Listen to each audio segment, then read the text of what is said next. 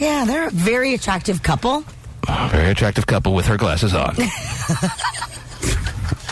1-866-663-T-Man. I know there are going to be some people out there that have their feelings on these pictures. Feel free to call in and give us your thoughts on the pictures that are now on the front page of the TManShow.com. They won't be there all day. By the way, what happened to my New York video that was up there yesterday? I got emails. I got emails. I don't want to know yet. I want to tell you what I know. I got emails all through yesterday afternoon of listeners saying, hey, T-Man, I'm going to your site, trying to find the New York video, the sex tape video that you had up yesterday morning, and it's gone now. So are they messing with my website, the corporate suits or whoever may have touched my website or what? What are you going to tell me, Terry? Actually, no. It's all because of New York. First of all, she's claiming that it's not her. Good thing. I was about to go to war. So she hinted that there could be some legal action against MediaTakeout.com because they're the ones who originally brought the... So you're telling me the reason that I was getting all these emails of people saying I can't find the clip, the sex tape clip of New York on your website, the reason for that is that MediaTakeout.com took down the clip, not Clear Channel or someone within the company or Eric Flowers or one of the overzealous program directors. Right. It's a legal thing now. Well, that's fine then. That's something we couldn't have helped. Well, then there's your answer to anyone who may have emailed yesterday wondering where that was. Yeah. MediaTakeout.com got scared of a potential lawsuit by New York. By New York. Yeah, by New York. Mm-hmm. And is she denying that it's her? Yes, she is. Strongly denying I also got a lot of emails saying that how could Terry Free go on the air saying she's definitely sure that that's New York? It doesn't look anything really like New York. And what does she think all black people look alike and all that? Yeah, I do. Is that what you think, Terry? Jeez. Are you standing by the fact that you think that was New York? I do really think that is her. You couldn't. I was at least saying that from the grainy video and the angles that were taken, you couldn't say for sure. I also said you couldn't say for sure that it wasn't her. Right. But you definitely couldn't say for sure that it was. But you were saying, oh, no, that's her. That's just my opinion. I think that it's really her. However, she of course, denies it and claims that, if it were me, that I would fess up to it. And she also claims that, quote, I am way more creative than that.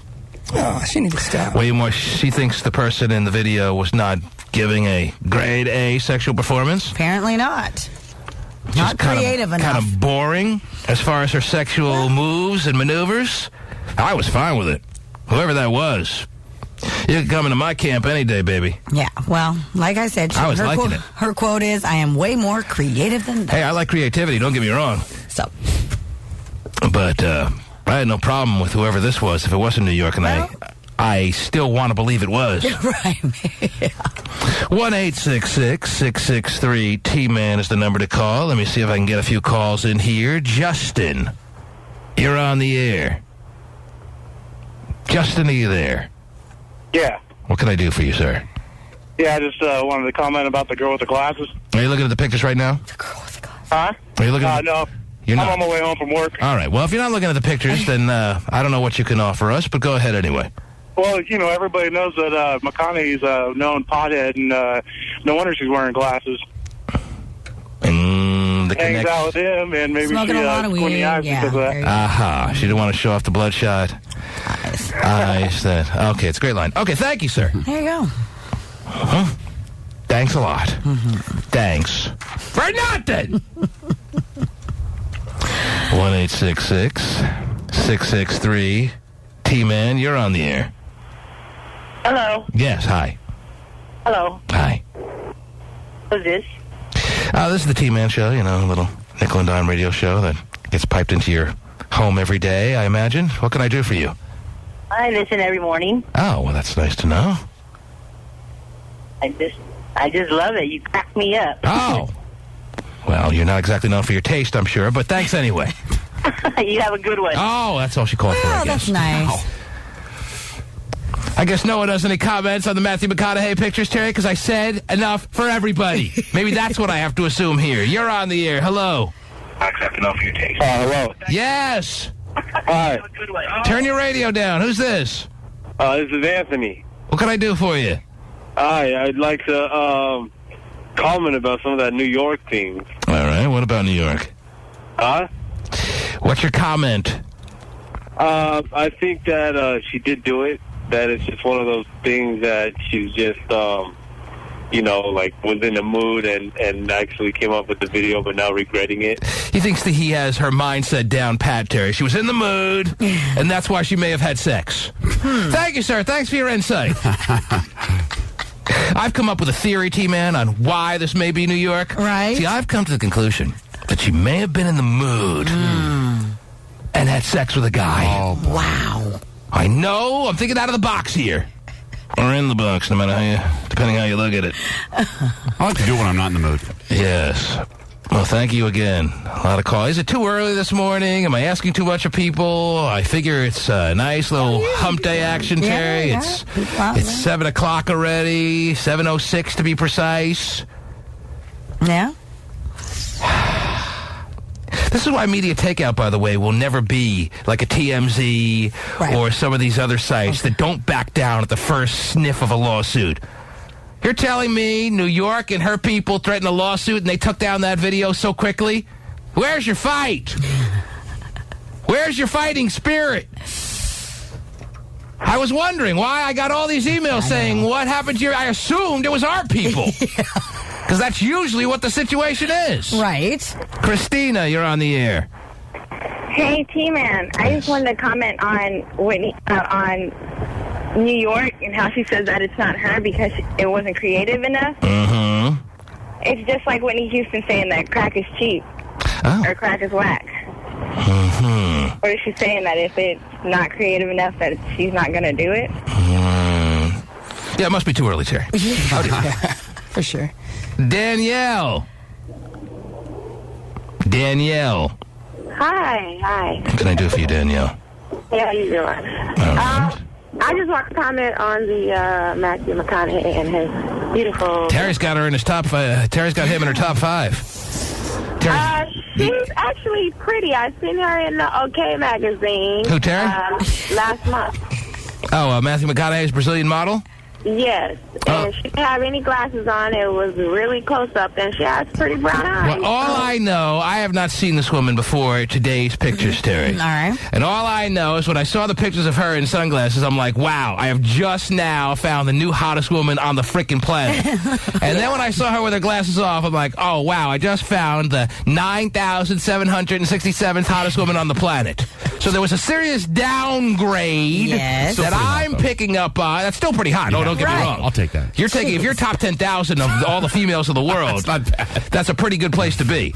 But it's a serious downgrade when she takes off the glasses. Now, I haven't seen her without the glasses. Maybe I didn't see the picture you saw, but I saw multiple pictures of her with her glasses off, and there's something about her eyes that aren't working with her face. Now, I suggest you go to the TManShow.com and see what I'm talking about, because if you do, you'll say, oh, now I exactly know where T-Man's coming from, and he can't be denied based on the pictures that I'm looking at here.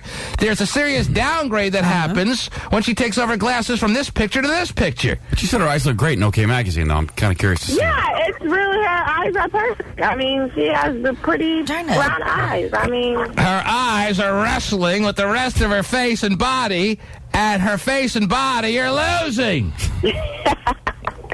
But thank you for your comment. What are you looking at now, I'm trying to find some pictures of her without, glasses on. I don't want to see any other pictures. Oh, all right. I like going on this notion. Okay. I don't want to see that I may be wrong. All right, then. I want to see her drop off from number 1 to 9,677. Is that what I said? Yes. Yeah. That one. Right. Because she took off her glasses.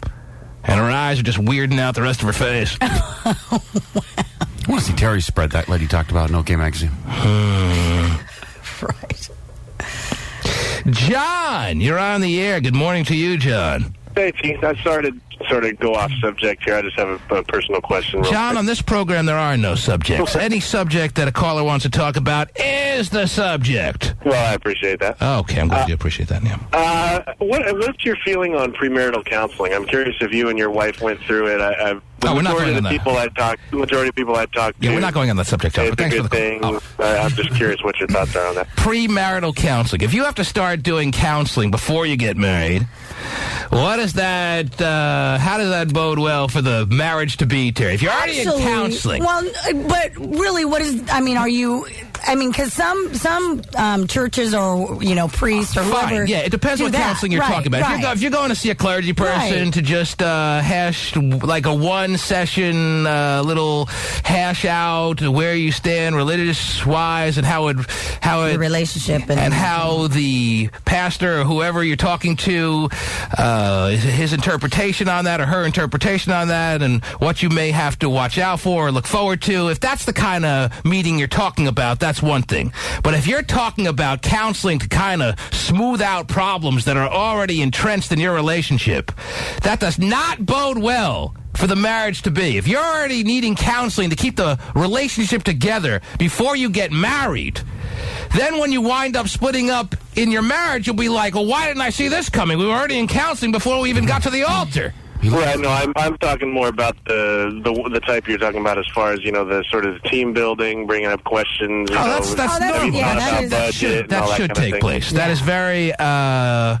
much welcomed by most couples these days. That is very, that's happening all over. That no matter what religion you are, you meet with a person based on your faith, and you discuss your marriage and what you can expect, what you can look forward to, what you have to watch out for, perhaps based on your different upbringings. And if that's what you're talking about, that's by no means should you see that as any kind of red flag. John, it's a completely different story than calling it premarital counseling. Yeah, that's different than he leaves his socks on the floor. At least I'm not a whore. Yeah. I mean, that kind of counseling is, if that's happening, you're in trouble. If you're sitting in front of a psychiatrist saying, express your feelings, get your anger out, then that's Well, every once in a while I just feel like slugging them. If that's what's being brought up in the counseling, that is a whole different scenario. Yeah, that is. So make sure you're clear when you label it counseling. Yeah, I wouldn't call that counseling. Right. That's just. I guess it is a counseling session of some sort, but counseling to me, when you're talking about marriage counseling has a definition these days that really is all wrapped up in the problem world. Mm-hmm. This is not counseling based on problems that you're having. No. So a lot of times that premarital stuff, it's not really counseling. It's just kind of getting some, sort of dialogue going together. Right. More than someone telling you what to do. It's maybe John just looking for a way out. Ooh, any little thing. Any ripcord he can grab would be great right around now. Maybe that's what he's thinking. Is that what you're thinking, John? I think John did drop off. John's gone. John's gone. Mm-hmm. He's like, they're not helping me. Not what I want to hear. Right. He's telling me everything's fine. Great. Back to the drawing board. I guess I got to go through with this marriage after all. Thought I could count on you, T-Man, to get me out of this thing. Oh, wow. Well, John, thank you very much for the call. 1-866-663 T-Man. Back after these words. The T-Man Show. 3-0 EA. Is Jessica Simpson's dad a quarterback sneak? Sources tell Ben Whitcomb of the New York Daily News that Jessica's manager dad, Joe Simpson, tipped off Shutterbugs and secretly profited from the infamous photos of Jessica huddling with Cowboys QB Tony Romo in Mexico. Simpson's reps insist Joe would never sell out his daughter to the media. Yeah, whatever. I wouldn't doubt it with this guy. He's always orchestrating things. He made a huge mistake in this scenario, though. If he tipped off the paparazzo as to where his daughter and Tony Romo were going to be in Mexico, and that's how they got these pictures of Tony Romo vacationing when he should have been watching game film and mentally preparing for the game that he went on to lose against the Giants, Terry. Right. If he's the one who orchestrated all that, well, then he has no one to blame but himself for the fact that everyone in Dallas wants her dead now, Terry. Nice. Are you kidding me? They love their music, and they appreciate that she's like a southernish girl that is a cute little pop star and all that. But they love their Cowboys more than anything. No, I understand that. You saw your mom for a Cowboy win. Yeah, I know. Big D. I understand that. And even though he's denying it, I mean, reports are that, the fan, not of course just he's going to deny it. He knows how bad it turned out in retrospect, for his daughter and Tony Romo.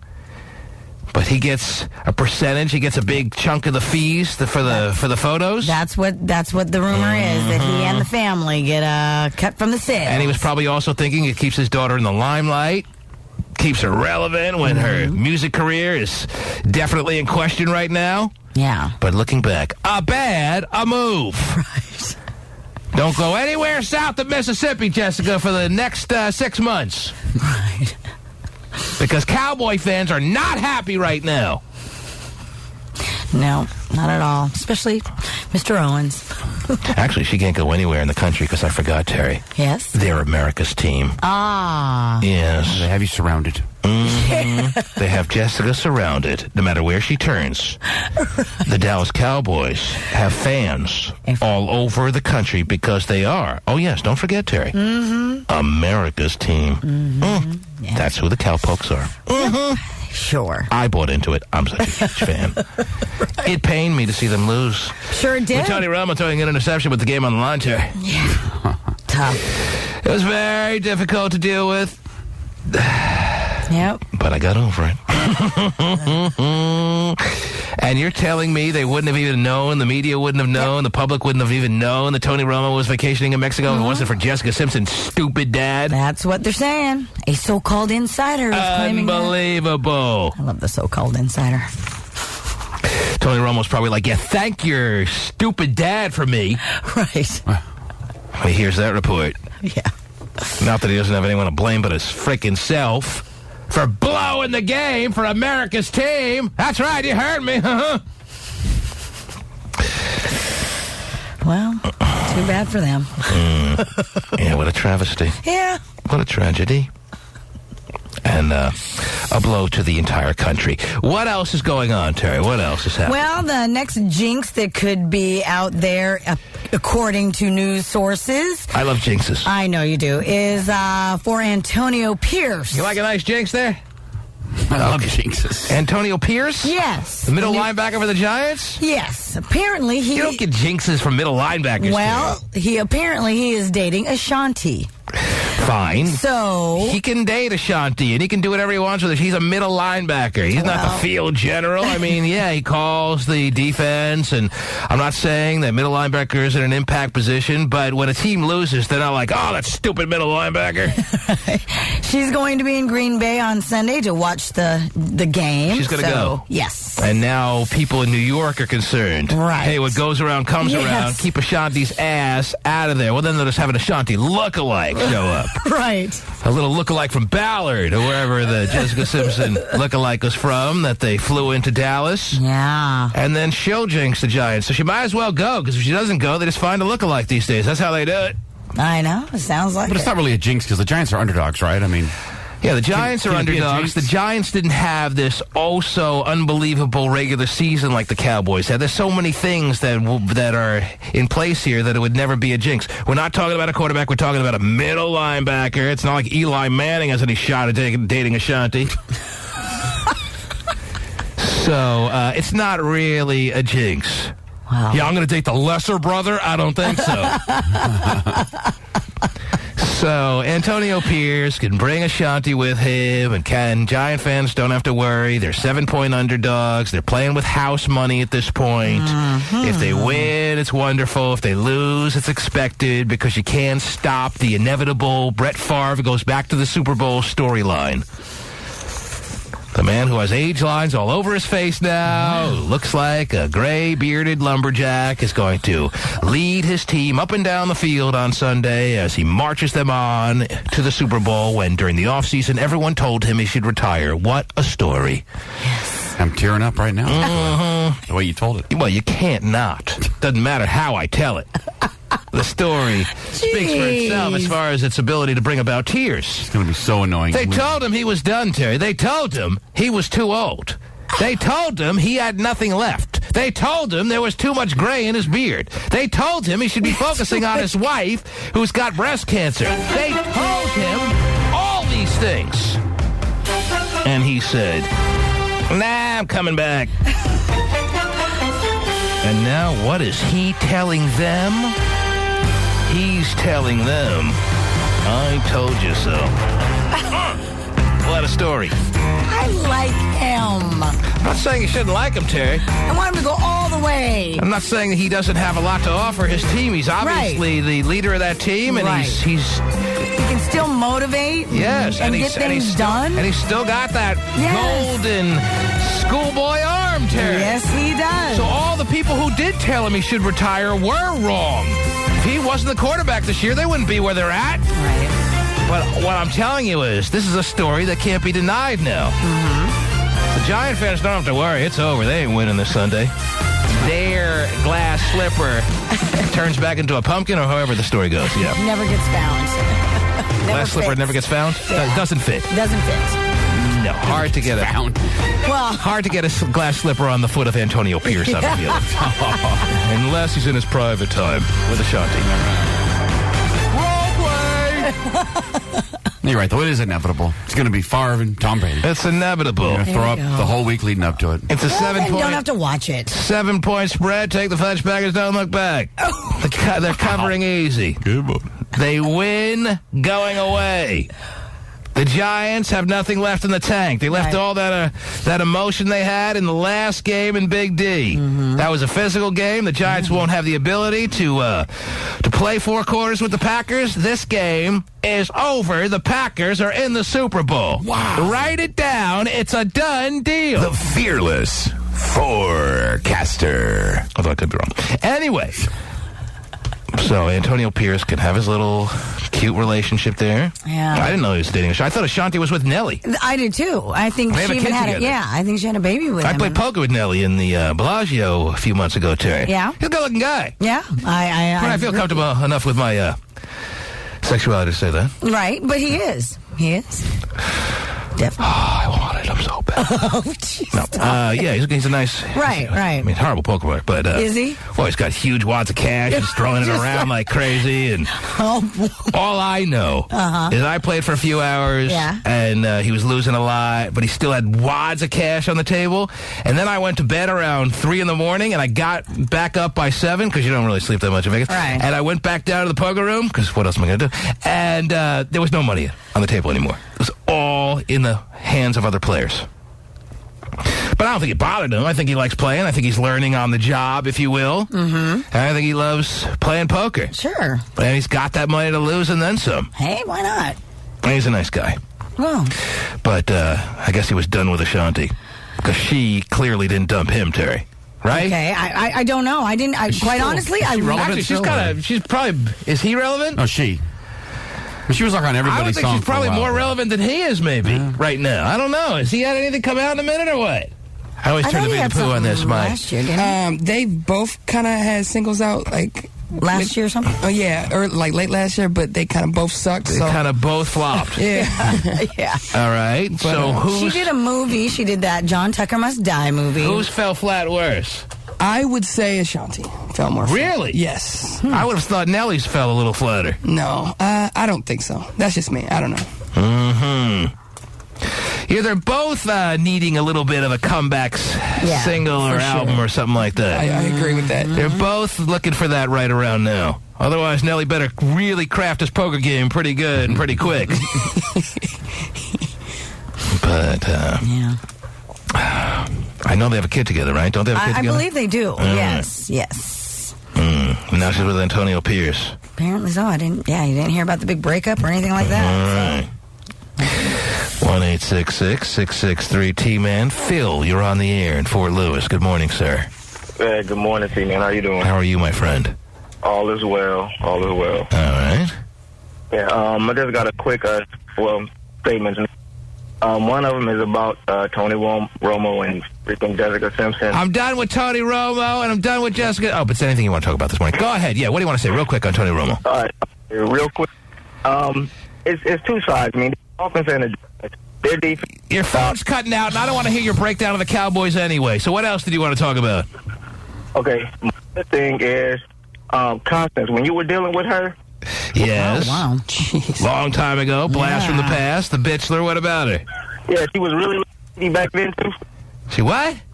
really, really needy. Needy. I think he's had some dealings. So sounds like you've been waiting to make that comment for about, what, 3 years? And what, have you been on hold, or you just haven't been able to get through? Or why are you all up in Constance right now, so to speak? No. I just came across Constance. Yeah, she's a needy woman, but aren't we all? Yeah, she's just really, really needy. I mean, she's not just being a bitch. She just really, it's like all about her. You know? No, it's both. I agree. Yes. He really wants us to know that he's getting it on with Constance. Oh, yeah, I think that's, Is that what you're trying to get at here? That you're hooking up with Constance right now? Is that what's going on, or what? Not me, man. Have you had sexual intercourse with Constance the bitch through, yes or no? Negative. Would you like to? Have you been trying to? The biggest conquest in the world. She has no substance, man. Oh, wow. That's what really? I look for in a hookup, Terry. Well, maybe he does like a woman. It is 3 a.m, and I would have sex with you, but I'm not finding the substance. So it's time for substance. Here it is on my mirror. Put her with the crap and hit it, but I don't know. She might become a talker. All right. Well, thank you for your analysis, sir, and I appreciate the call. Not really. Arvin from Santa Rosa, you're on the air. Hey, T-Man. What's up, Arvin? I was just wondering if you think the Giant can cover the spread. Well, did I just less than a minute ago say that the Giants will not cover the spread? You did. Was that me, or was that another show I was listening to? If Terry picked up on it, then yeah, it was pretty clear. Is your name Arvin? Yeah, A-R-V-I-N, Arvin. Is that your given name? Is that a nickname? What is that? That's a given name. For some reason, I don't know what my mom was thinking, but that's what she gave me. I like original names. So, are you thinking of betting on this game? Oh, I'm thinking about it. I was just wondering if you think that they can cover the spread. Well, I don't bet on it based on my interpretation of the game. But I say you're waltzing to the bank after this one, buddy. That's a good angle. I like that angle. What was my angle again? Well, that it's an emotional game for New York. They got nothing left. They're going to get crushed. No, last week and Favre, it's destined for him to be in the Super Bowl. They left all their emotion in last week's game, in last Sunday's game against the Cowboys. And they're not going to be able to get in the way, in the path of this inevitable Brett Favre goes back to the Super Bowl situation. And somewhere in the second half, the Packers will pull away if they haven't pulled away in the first half, and they should cover the spread. But if they don't come looking for me, because I ain't betting on it. The Packers didn't have much of a game last week, so they should be fresh. I ain't betting on it, even though I put it as one of my 5-star locks, Terry. Really? 5-star? 5-star? I don't even order that in the Thai restaurant. No, I don't know if I'm calling it a 5-star lock, but it's definitely a solid 4-star lock. Whoa. I'm calling it my 4-star special. That I can deal with. That the Packers cover the 7-point spread. We're still really spicy, though. Now, 7.5 is a big difference, Terry. Okay. You got to buy yourself a hook if you find it at 7.5. Really? Now, I know that you understand the betting lingo, Terry, and you are now going to explain to everyone what buying a hook means. Buy a hook with an uppercut. I don't know. Oh, jeez. No one knows. I have no idea. That's a little nerdy. Vinnie the Pooh. Uh-oh. Why don't you explain to everyone in the betting circles of our country what buying a hook means? I'm not even going to attempt to make myself sound idiotic. Too late. Stupid. Oh, really? So, Scott, try to figure out what buying a hook means, Terry. If the spread is 7.5, why would buying a hook come into play, and what does buying a hook mean? Buying a hook. Come back. Jeez, rookies. Spread. When you're in Vegas, you are always tempted to buy yourself a hook. Give me the pamphlet. Dude, is it where you not only bet on the spread, but you... I'm sorry, I'm having flashbacks. Lights on, lights off? Is that what that is? This is walking by some of the workers on the strip, Terry. Yeah. Is that where they give you the paper? You think so? Oh, the paper, yes. With a little... It's the Topps trading cards. Yeah, okay. Pasty knows what a hook is. Come on, someone. Pasty, we're counting on you. I think so. What is buying? Well, he's probably... You can figure it out based on what we're saying. He's probably just looked it up, by the way. Don't you like... Well, don't you like put down extra juice to like move the point spread? Like, No, he's right. Well, but you're saying if you can get the hook, if you can get the half point. Well, if you can wait and hope that it comes down. But you don't have to buy it. You can buy it's a like hook. buying up in some the spread or out. In some casinos, if you pay like an extra 10%, you can knock the point spread down by a half a point. So if a point spread is 7.5, Terry, I'm glad I could explain this to you and all the listeners. No. If a point spread is 7.5 and you don't feel comfortable with that, this is probably the only time you would buy a hook. You wouldn't do it if it was like 4, because what's the difference between 4 and 4.5? Right. But if it's 7.5 and you wanted it 7, right, then you put an extra 10% down. If you were going to bet $100, which you'd have to bet 110 to win 100 anyway, instead you would bet 120. Right. You'd get the hook, which would knock it down to 7 points, Terry. Got it. And then you'd bet 120 to win 100. Some casinos will allow you to do that. Most of the major casinos don't allow you to do that anymore. But online you can, though, for sure. Yeah, definitely online on sports. Yeah, you can do any of that. Yeah. Wow. So you have learned something this morning that is going to come in very handy for you in the future. Yes, next time, yeah. Or if the hook's not, if you don't get a good hook or whatever, I wouldn't bet it. Now here come all the sports fans telling me how I'm wrong, and the Giants are not only going to cover, they're going to win, blah, blah, blah, blah, freaking blah. Take their bets. Give them the money line. I'm not taking bets. I'm not telling anyone to bet on it. I am off betting right now. Ask me on Friday. I'm offshore betting right now. I'm not offshore betting. I'm off betting. All right?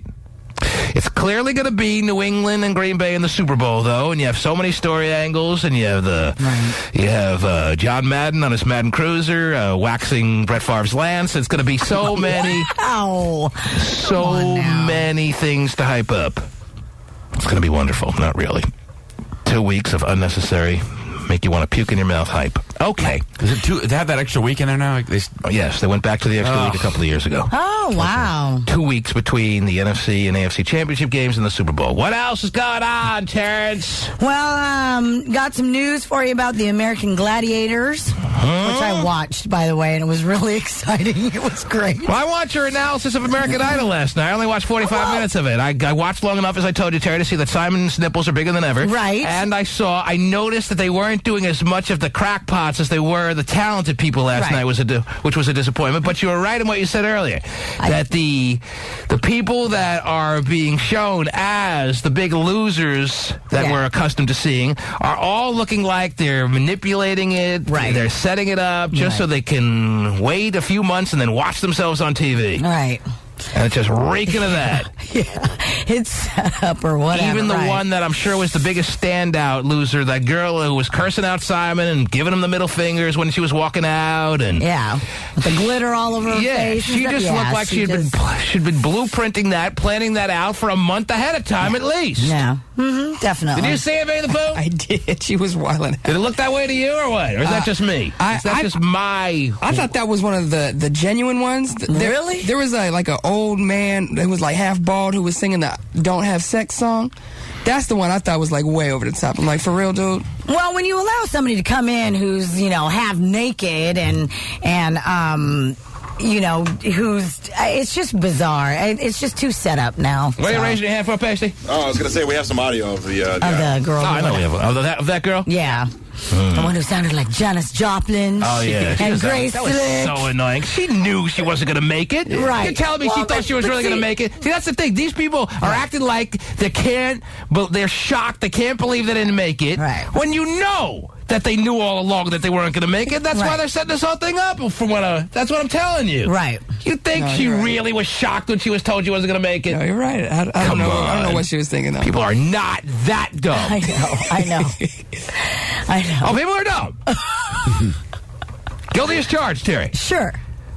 But people aren't that dumb that she was blown away with amazement when they actually told her that she wasn't going to go to Hollywood. Please. Please. Yes. So. All right, I'll play that audio later. Yeah. Maybe. Now, what were you going to say about American Gladiators? One of the contestants... What were the ratings on American Idol? Anyone have the ratings yet? Because with the writer's strike, they were expecting enormous ratings, and I'm pretty sure they probably got it. On American Idol or Gladiators? American Idol. American Idol, they were expecting like maybe 27 million or so. If I'm watching it, then it probably got good ratings. You were watching it? I did, yes. My first episode, and I can see why people love it. So good. Jesus Christ. I had to turn after 45 minutes. I did see the glitter girl, though. Yeah, it's amazing how everyone who just watched a half hour, 45 minutes somehow managed to cross over. Well, they teased the hell out of it, so I got to see this crazy ass. Hold on. Pasty, any ratings out for American Idol last night yet, or what? I can take a look. Are we going to monitor that all morning long, and you'll let me know? Usually it comes out around 8, 9 in the morning. Right. Everybody but 7 people watched it. I want to know the minute that the American Idol ratings come in. Not that it's the biggest deal in the world. I'm just kind of curious. You got it. All right. The over-under is 27 million people in America watched last night. Terry, you going over or under, or is that number not mean anything to you? Going over. Oh, wow, you're really giving me some serious I would here. say over. You want to buy a hook? No. Lots of noises. You want to buy a hook for $27.5 million, Terry? No. Cost you 10%. Well, when American Gladiators what? Number 4. Finished number 4? Yes. For all the for the night. for the hour. For the hour? I don't know. Or for the week? Oh, wait, no, I'm sorry, no. Oh, Lord. Sorry. You've only had a half hour to figure it out. No, it was... Well, because there was 2 things that I watched. What is it?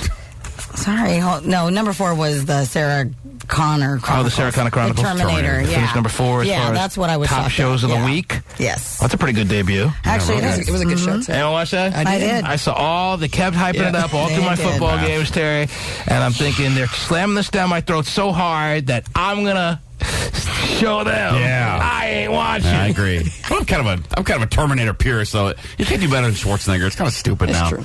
You get into it a little bit. They're doing it wrong, first of all.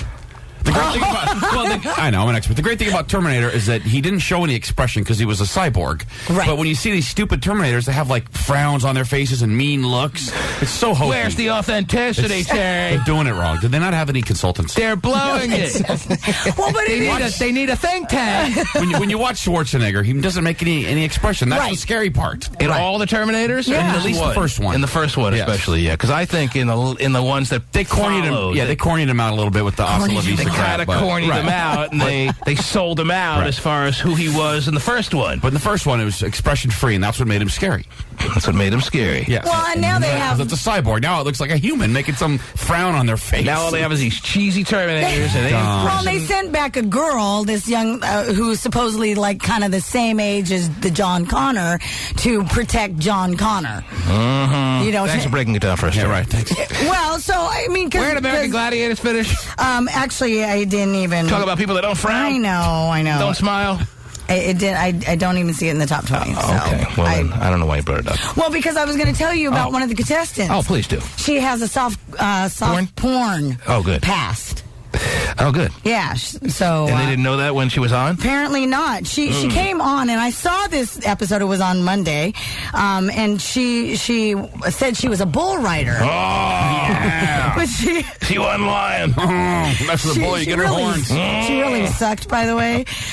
She did Give not her a do horn well. right in the anus. Oh, wow. Hey, yes, Pasty. I got an early number here. What do you got? It says that preliminary overnight figures from Nielsen show that the season premiere had 18.1 rating. Really? That's probably lower than they wanted. I guess. Wow, that's it. We'll have the final number a little later here. People are out on TV. Who knows? 18.1. Everyone was on boys' food.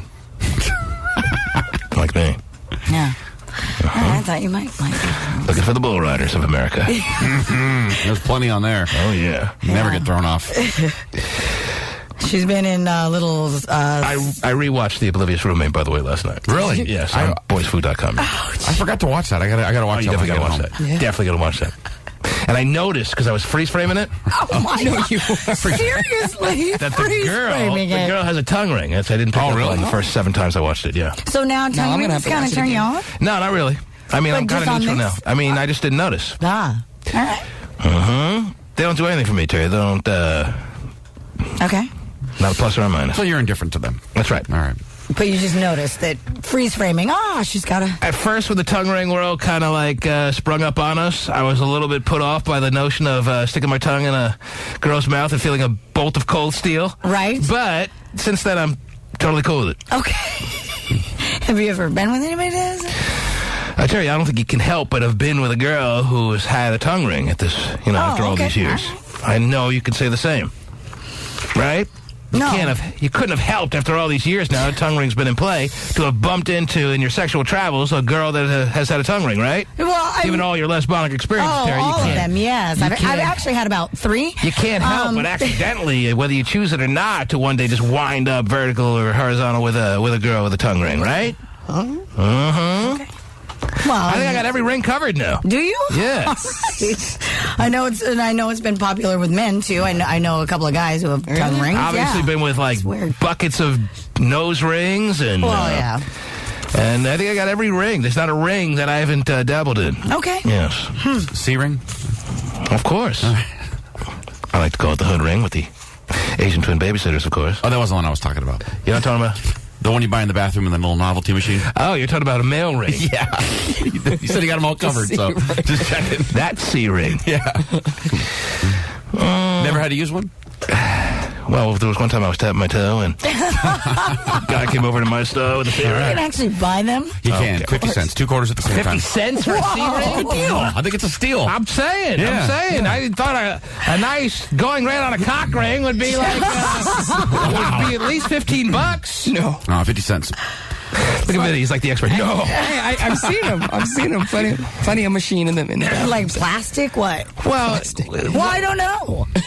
I don't know either, Terry. But I'm assuming it's like a little child's toy when it comes down to a little ring thing. Yeah, it's a ring, yes, it is. And you slide that beast down and it cuts the circulation off, and there you go. You're hard as long as you like to be. No need Even though for it's purple and it's going to have gangrene in about an hour. And the blood can't escape whether you like it or not? God. Not as fast, no. Not as fast. Yeah, it's like... Jeez. It's like taking a balloon that's kind of half deflated and grabbing an end of it and watch the other end just to, deflate. Or Derek, inflate. real quick, what do you got? Oh, actually, I'm up against the break. What do you got real quick, wow. Derek? Derek. Yeah. Can you hear me? Go ahead real quick. Yeah, man, I just wanted to say to you, man, that about this Romo. Yes. I mean, okay, he lost the game and everything. He was in Hawaii, but nobody mentioned the fact that if he did win the game, nobody would bring it up Hawaii. Of course. Everything That's would the have whole been on point. good. If he would have won the game, but he didn't win the game. And now you have to wonder all through the offseason if this was the reason they didn't win the game. Because his head wasn't in the game. How's that for a tie-in, Terry? Yeah. The reason they didn't win the game is because... Oh, what was it again?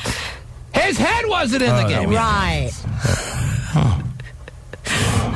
Yes. 50 cents, huh? Wow. Steal. Yeah. I had a buddy trying to get one out, but he couldn't figure out you have to put the quarters in at the same time. You're an expert, man. Yeah. Put me down for a dozen. Okay. Actually, I'd like to buy a hook, too. The T-Man Show. Could it be Victoria's Secret angel Alessandra Ambrosio is expecting? Oh, dude. True. However, the model's rep tells E! News no comment on the gossip. That gossip claims the 26-year-old is a few months along, right, and that she and boyfriend Jamie Mazur are thrilled. Oh, yeah, thrilled that she can kiss her career goodbye, or what? I mean, I'm sure she's thrilled about the baby, but she's got to realize that she better damn well have a good 401k from Victoria's Secret. Because that career is over. Don't look at me like that, Terry. That career is over. I mean, don't look at me for being the messenger. I'm just giving you the word. I'm not making the rules. That's just the rule. You can't. Rule? Yeah, you can't have a baby as Victoria's Secret model and then come back afterwards. Yes, you can. I'm sure you'll give me an example of someone that's done it, but not anyone who is. First off, I'm not sure it's ever been done. And second of all, even if you show me someone who's a Victoria's Secret model that had a baby and then came back to be again in the catalogs, Heidi Klum. I'll show you a name brand like Heidi Klum is. Heidi Klum is not a model anymore. She's like a name brand. All right? So that's why they allow her a little leeway that the average angel ain't getting. Yeah, there's not enough airbrushes around this facility to hide your stretch marks, honey, so we'll see you later. Jeez. Don't let the door hit you in the baby Bjorn. Oh, wow. You had to go and get all pregnant. Nice job. Way to ensure that your career is ruined. Or maybe she was just realizing that now that she's in her mid-20s, her career was pretty much over anyway as far as being a Victoria's Secret model. So this is a nice transition to make. And if that's the case, I'm all for it. Because, let's be honest, They don't have 30-year-old women in the Victoria's Secret catalog unless you're Heidi Klum. That's right. Tyra Banks, whatever. Yeah, those kinds of women can do as long as they want. Those are name brand women.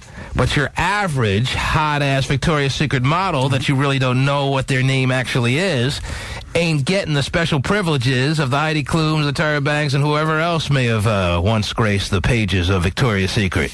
Party's over. She's done. She may have been done anyway, is what I was saying, so I congratulate the happy couple that is now expecting. And if you were not thinking that this would end your career, is it going to be a rude awakening for you? And you had some bad management that didn't warn you about this ahead of time. Maybe they did and you didn't listen and now it's over. Anyway. You can expect a kid, but don't expect a paycheck. Wow. Ain't happening. And let me tell you something about those kids. They tend to get a tad hungry. So I hope you saved a couple of nickels. Well, I'm sure she could probably, if not, I'm sure her modeling career is not completely over. Pasty's printing me out pictures of this Victoria's Secret model that we're speaking about. And what I would not ever do to her. Let me tell you, Pasty may not want to do anything to her and look forward to that, but, oh my gosh. I just thought I'd look at a picture, dude. I'm good. What I could do to her. Her little Santa suit here in the December catalog. Yeah. Oh, jeez. It's a little cliche, but still works for me. You can come down my chimney. Oh, I don't get it, but it sounds hot. Yeah. Wow.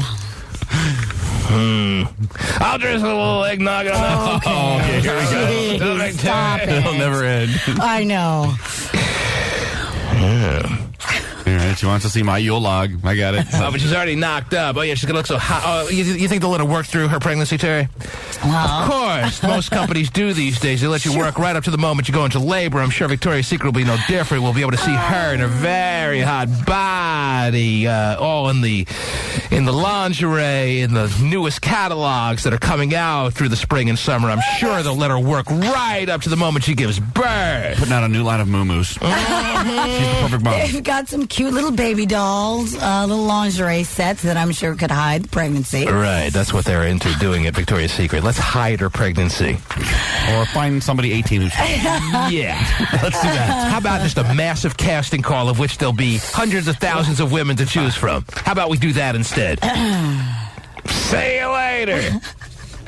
Enjoy the rest of your life, is what Mr. Secret is saying. Again, Mrs. Secret. She's a woman, right, Victoria? Yeah. Again, I'm sure that even if her modeling career is over at Victoria's Secret, it may not be done in general. All right, whatever. Yeah, you could always model on a couple of dude sites that I know of. Yeah. How old they say she was? Could it be Victoria's Secret angel Alessandra Ambrosio is expecting? True. However, the model's rep tells E! News no comment on the gossip. That gossip claims the 26-year-old is a few months along. See, she's 26. She knew it was over anyway. Yeah, exactly. She got pregnant at the right time? She actually stretched it out longer than most models are able to. Oh. Most Victoria's Secret models. 23, here's your gold watch. See you later. Right. Yeah, it's been a nice little run. What are you, a 65-year-old CEO? Exactly. That's your who golden bra. That's exactly who you are when you're a Victoria's Secret model and you're 23. You're a 65-year-old executive at a company. Gold watches are hot. You're a crusty veteran when you're 23. She made it to 26. Nice run. Hope you bought some good stocks. Of course, the market right now is crashing, Terry. But who's counting? Yeah. What else is going on besides the new stages of our lives that we ultimately have to go into whether we like it or not? Yes, Terry. In New York, a 36-year-old construction worker who got injured on the job. Oh, geez. He was hit in the forehead by a falling wooden beam. Well, that's always a hazard of the job, I imagine. Yes. I work construction in New York, Terry, and I can't tell you how many beams hit you on the head, knock me around in the noggin. Yes, right. But I show no lingering effects, do I? No, none whatsoever. Okay. I've been hit pretty hard by Jim Beam. He is claiming that when he went. Have you tried the hot sauce? I've been telling you to try the Jim Beam hot sauce. I have not. I had the hot sauce last night, and let me tell you. I will let you. Oh, goody. It is the best hot sauce out there. Now, I'm not trying to tout Jim Beam. I have no affiliation with Jim Beam whatsoever. I'm just telling you. And I also made a discovery last night because I opened a new bottle of Jim Beam hot sauce that when you refrigerate it, it loses some of its hotness power. I agree with that. and I'm not listening to what they say on the bottle anymore, and I'm actually going to talk to the bottle and tell them I'm not listening. I'm not refrigerating hot sauce anymore. That was the last time that I do that, was when I had the Jim Beam fresh out of the safety seal last night, Terry, and I'm realizing how freaking hot it is and how good it tastes, and I'm thinking, why do I refrigerate this stuff? Because they tell me to? I'm not convinced it's hot enough. Is it hot? It's hotter than anything I've come across lately. All right. I have 10 bottles of hot sauce in my fridge. It better be hot. And I just like the Jim Beam logo on my hot sauce. Well, there you go then, if that's what you like. So that combined with how hot it is makes it something you should try. Okay. I'm in. All right. And again, for best, what do they put it? For best something or other, refrigerate after opening. For best performance or for best... that. For best something, I don't know. Bull crap. Loses its hotness. It does for some reason, which is really weird. We give you the hot sauce tips on this program, ladies and gentlemen. Yes, I'm sorry to interrupt your very important construction worker story, Terry. Yeah. What happened to the guy who got hit by a wooden beam on the job? Well, he is claiming that when he went to the hospital to get medical attention for his injury, that emergency room staffers forcibly gave him a rectal examination. Ow! Wow. Yeah, I don't see how that is part of the typical head injury exam, Terry. Right. I spread your butt cheeks. My head is hurt over here. What? Oh, geez. How does that become part of the... Yeah, that would be forcible. That would be something that I would think is not part of the typical exam. So he's saying he was raped, basically. Yeah, pretty much. And he got a forcible rectal exam. Yes, and no, sir, you don't understand. We have to look in your anus now. Whoa. He has filed a lawsuit against the hospital. He even claims that... Did they try to give a reason as to why they were giving him a rectal exam? Well, did they say that there's some relevant medical belief as to why they may have been going about it this way, or apparently are they denying that they gave him the rectal exam? No, they're claiming that it is one way to determine whether he had suffered spinal damage in the accident. They're admitting they gave him a rectal exam, and he's claiming, well, they could have checked for spinal damage in a lot of ways, but two guy schlongs where they don't belong is not a way to check my spine, and this time according to him again, he claims that he was pretty much begging, please don't do that. They were insisting on giving him a rectal exam. They always do, Terry. And he was saying, no, please don't do that. And he was kind of flailing around there like, no, get away from me. But what a freaking story! Are you kidding me? This guy is coming out and saying that workers in a New York hospital gave him an unwanted rectal exam. Right. And they're saying, yeah, we did it. But we had to do it to best do our job and determine whether this man was severely injured or not. Yes. He's claiming You're going to feel a little pressure. Well, no, not even that. He's claiming that, on the roof of my mouth. You can pass my spine. After, he was telling them, please don't do that, that staff gave him an injection and then he was knocked Listen to the story. I wonder if my insurance covers knocked him out. And then when he and then performed the rectal exam while he was knocked out, and then when he woke up, maybe that'll be the only good news when he gets his insurance, and they're like, "Oh, honey, they covered it. Okay, it's all worthwhile then." Oh, good. They always wanted that they cover the hot beef injection. They do cover rape on United Healthcare. That's good to know. Anyway, the trial is set to start March 31st. March 31st. Yes. Well, I want Court TV to cover this one. I wish I wouldn't have cheaped out and got the generic version of the hot beef injection. I could have got the name brand. They cover it. Wow. Unbelievable. Yeah. You go because you obviously don't want to be in the emergency room. No, you don't. You go because you're told that it's the best move given your circumstances. Sure. You got injured on the job. Yeah, he had 8 stitches. And you're thinking, well, I'm really not that hurt, but hey, it's a day off and maybe I can milk it into a whole week or so. And before you know it, you're strapped down to a gurney and 6 guys. And now it's 6. 6 guys and an intern are taking turns on you. Look at this, Bob. Holy crap. Is the spine out of line yet? That is a scary story, Terry. Yes. Good on it. Oh, gosh. Mm-hmm. Maybe they think if you're dumb enough to let someone do it, then your head's messed up. Yeah, Gay right now as we speak. Gay phone operator, Terry? Yes. He's filling out an application to be a construction worker. Probably. My head hurts. All right, hit me in the beam, right? Hit me in the head with the beam right here. And then off to the emergency room. That's right. Yeah, if your head's clear enough to realize you don't like this, then you're fine. Then you can leave. He got 8 stitches I bet for he a did. cut over his eyebrow. And then, and on his head. yeah, because that's why he went. Remember, he got hit in the man. Right. The old husband stitch. Gotta suture up your anal wall here, sir. Oh, man. Jeez. That is just unbelievable. Yeah. But they're standing behind their... Oh, yes, they are. Usually against people's will. They're standing behind their belief at the hospital that this was the correct procedure in determining whether this guy was an injured man in a certain capacity. Apparently, yes. Let me see that frickin' story. It's crazy. I think they're making all this up. I'm Oh, not. no, here it is. Right here from the Associated Press. My gosh. Check that. He liked it. The Associated Press. This is not MediaTakeout.com. Right. I always tell you if it's MediaTakeout.com. The Associated Press, January 16th, 2008. When was that, Terry? Oh, wait, that's today. Yeah. That is today. Oh, you just found this? Mm-hmm. A construction worker claimed in a lawsuit that when he went to the hospital after being hit on the forehead by a falling window, emergency room staffers forcibly gave him a rectal examination. Brian Persaud,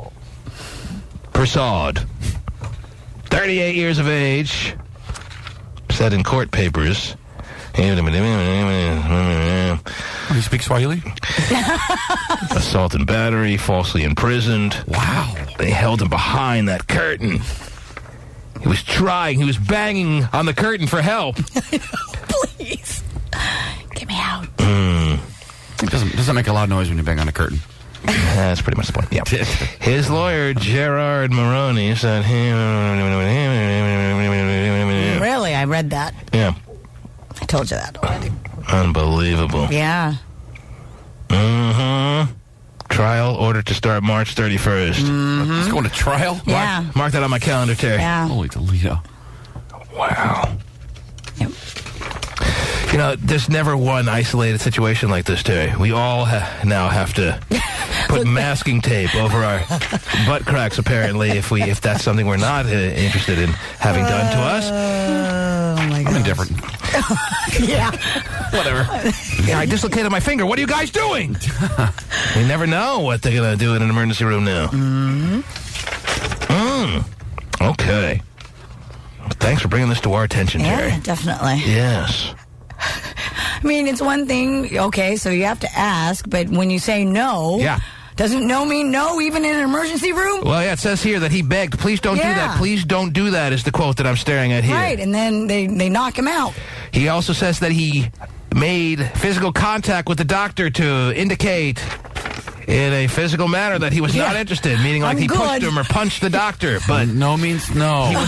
He was flailing around. Oh, man. What's that on tape? Flailing. He claims he was held down to the bed. Unbelievable. Yeah. All right. Let me reopen the phone line. 1-866-663-T-Man. I got some emails that I wanted to read here. Where are they? You call it your pictures of the lovely Victoria's Secret model. 1-866. Yeah, I got too Are much. you okay there? Too much paperwork in front of me. I got Victoria's Secret model pictures that obviously are going to become collector's items now that her body will never be the same. Let's see. I told you about this one yesterday. This girl wants to know if her boyfriend is someone she should continue dating. She's been seeing him for 6 months. I'll just give you the long and short of this without actually reading the whole damn thing here. Everything on her checklist as far as the guy she's dating is seeming just fine, but he's cried about 6 or 7 times in the 6 months that they've been dating, and the last time he cried was at the movie Juno that they went to see. Now, I don't know if you've seen Juno, Terry. There really, to my knowledge, is not any spot where anybody, man, woman, or child, is going to feel the need to shed a tear Okay. But she's saying that at the point, you haven't seen the movie, you should have by now, so I'm going to tell you about this one scene where Juno herself starts crying in the car. I know what scene she's talking about, this letter writer. She turned to her boyfriend and realized he was crying along with Juno. Wow. Was he like sobbing, crying? Like uncontrollably well, she type? Didn't really specify whether it was an all-out bawling type cry or it was just a welling up of tears that... I think that makes a big difference. So you're saying if he just welled up... I can understand him feeling the emotion. What if he welled up but one started rolling down the cheek? That's not a real bawl, but that's... No, but you understand. One tear's got to go somewhere. A tear escaped, though, Terry. That's obviously there was too much liquid in his eye to house all those tears, and one had to make its way... I think once you make noise, that's the worst. If you make noise as a man... So welling up is okay, but if he sucks up any moisture, then he's out. Yeah, moisture or... any kind of noise is not good. How does that go again? But the point is, in seeing Juno, this is a movie where, I mean, there are some movies where no guy is going to be able to resist from crying. Every guy is going to cry in a select number of movies. Be touched, right. All right, now I'll give you, there's probably about 5 to 10 movies, no more than that, Terry. Okay. Where you show me any man, and I will show you a man who has no ability to stay away from the tears in this particular movie. Like Rudy, Terry. Rudy gets me every time. When Rudy Rudiger opens up that acceptance letter from Notre Dame and realizes all his dreams have finally come true and he's made it into that school that he's always dreamed about, Terry, you can't help. I don't care how strong a man you are. My son's going to Notre Dame. You can't help but well up with tears. Right. Now, I don't think you're sucking up any moisture. Congratulations. Now, maybe it was when he's being carried off the field, you're going heavy with the moisture and the sucking and the snorts and everything. The snorts. You're bringing in snorts. Well, I'm talking about Rudy Rudiger, Terry. I'm talking about one of the very few amounts of movies that are out there that no man can get through without crying. And this is a sports movie, so it's okay to cry because it balances itself out because you're watching a sports movie. You were obviously a guy who was so into sports that you couldn't help but get all emotional as far as this dude's plight, and then you start crying when he gets carried off the field. He's the last person to be carried off the field in Notre Dame history, Terry. There probably will never be another one. The last player to ever be carried off the field on the other player's shoulders. Their coach is too heavy now. That's right. They ain't carrying him off the field. Ain't happening. Loses its luster when it's a forklift. Now, what other movies could no guy get through, no matter how tough or masculine or whatever you would consider a guy to be, that is just not the type to be, the crying type, if you will. Not that crying is any sign of any surplus of masculinity or whatever, but you shouldn't be crying in Juno. Well, you shouldn't be crying facing the media after your team lost in the division playoffs. I mean, yeah, it's upsetting. Yeah, you put a lot of effort into trying to move on in the playoffs, but don't cry in front of the media. Would you please? Friggin' wuss. All right.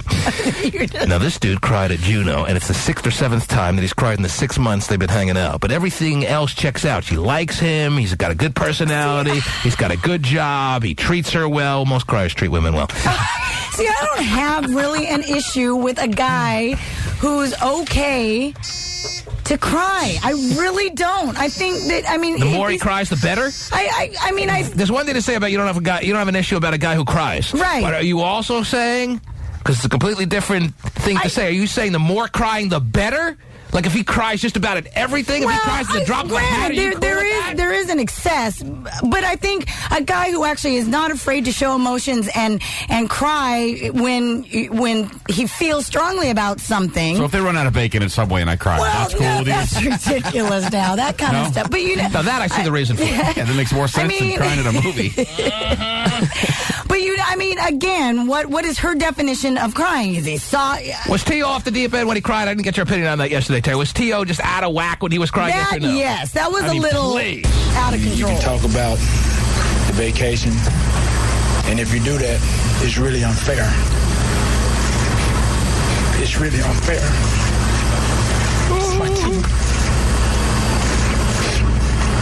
That's my quarterback. All right, suck it up. No moisture. Don't suck. And if you guys do that, man, it's unfair. It's not just tears, it's quivering. Yes. It's sucking up with the moisture. It's the works. Yeah, it's everything. Man, isn't there anyone that looks after this guy, Terry? Isn't there anyone that can refrain from him making an idiot in front of himself, out of himself in front of the media? Doesn't seem to be. Stick a hook in his mouth and drag him out of there, would you please? No handlers. Okay. I mean, is a guy less of a man if he cries because, let's say, his pet dies, his dog? For example, I bet you anything. Dying, many people consider a dog a family member, Terry. Right? I mean, that obviously calls for tears. That's part of the moving on process. What do they call it? The grieving process. Right. Death of a creature. It's different than a movie. But maybe there's something in that movie or that moment, for whatever reason, that touched him. Pasty passed me a note that says, Old Yeller. Oh, that was a good movie. What about weird Brian's song, the movie Brian's Song? Would you give me an older movie, please? My gosh. Can we come up with a more... Like, here's David on the line. He wants to tell us that he cried in the movie The Green Mile. At least we're talking about a movie that happened in the last 5 to 10 years. Yeah. David? Yeah. I saw Green Mile. As a matter of fact, I just watched it again last week, or at least a good 45 minutes of it. I don't remember crying. I don't remember being sad. Is it sad? Well, dude dies at the end. Oh, all right. That's what did it for me. I welled up. But, yeah, like you said, one didn't roll down the cheek, but I welled up. And it's too late for that now. You cried at Green Mile. I cried at 8 Mile. Oh, yeah, for sure. David, you had no business crying or welling up during Green Mile, but thanks for calling. Anyway, back to this girl who wrote the letter. Yes. Again, like I said, I don't have... You didn't see Juno. No. There's no point in Juno where you cry. Even when she's crying, even when you, Juno... maybe, whatever. Even when the character Juno's crying, you don't cry with her. Oh, poor Juno, what is she going to do now? I don't think it was like that. People cry at movies when it kind of affects them personally. Yeah, and that's what it was. No, I don't think it's a universal sad movie. Nico, what are your thoughts on this? Hello? Nico, you're on the air. Yeah, nah, if you cry, you're a bitch. Wow. Yeah, those are bold words, but that's the truth. So you never show any emotions, Nico. You're just stone cold, but he realizes it's a movie and you need to relax. It's not real people and real still. Maybe what he was trying to say, maybe if I could paraphrase for Nico, if you're gonna cry at a movie and you're a guy, you turn to your woman and you say, bitch, leave, I gotta cry. I don't want you to see me like this. I'm really a tough guy, trust me. That's why I just called you bitch. Didn't you get that? That does help keep the tears in when you're with your wife or a girl, because you don't want them to see that crap.